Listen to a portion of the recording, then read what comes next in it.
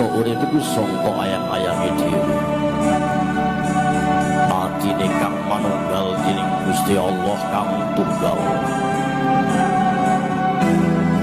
Ya ora sa ilmune wong iku tatkalane mangucap lafaz suci kalimat tauhid. La ilaha illallah Muhammadur Rasulullah. Ora bisa manjing ing rasane, ora bisa menep ing griya. Walangir kabeh sira anak putu Adam. Muga sira dadi manungsa sejati-sejatine manungsa. Manungsa sejati ateges bisa ambedakaken sifat ira tumrap jalma liya lan raja kaya. Tumrap manungsa lan hayawan.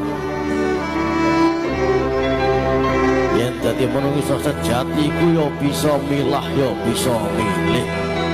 Ananging ora bisa melehake. Bisa ngakoni salah kendel rumangsa salah. Sing diarani wong sakti iku dulur. Eling